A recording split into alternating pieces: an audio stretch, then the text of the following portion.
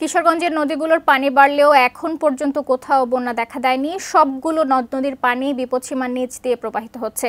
কিশোরগঞ্জের করিমগঞ্জ থেকে আরও জানাচ্ছেন প্রতিনিধি শফিক আদনান। শফিক, কি অবস্থা জানাবেন বিস্তারিত? শাকিলা, এই যে হবিগঞ্জ এবং মৌলভীবাজার থেকে যে পানির ঢল এখানে আসছে, তো এই মানে ঢলের কারণে কিশোরগঞ্জের যে নদ নদীগুলো আছে সেই নদ নদীগুলোর পানি কিন্তু বেড়েছে, কিন্তু এখন পর্যন্ত কোনো কিশোরগঞ্জের যে হাওরের উপজেলাগুলো রয়েছে, যে সমতল ভূমিগুলো রয়েছে, কোথাও কিন্তু আমরা বন্যার খবর পাইনি। তো এখন কিন্তু প্রচুর বৃষ্টিপাত হচ্ছে।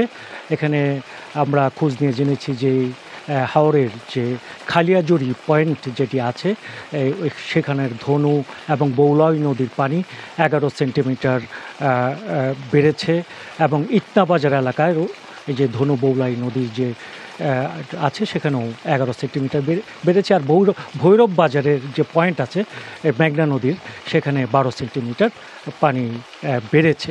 তবে সব জায়গাতেই কিন্তু পানি অনেক বিপদসীমার অনেকটা নিচেই রয়েছে। যেমন খালিয়াজুড়ি পয়েন্টে 110 সেন্টিমিটার নিচ দিয়ে বইছে, এবং ইটনা বাজারের যে পয়েন্টটি আছে অর্থাৎ ধনু বৌলাই নদী, সেখানেও 114 সেন্টিমিটার নিচ দিয়ে বইছে, এবং মেঘনা অর্থাৎ ভৈরব বাজারে 161 সেন্টিমিটার নিচ দিয়ে বইছে।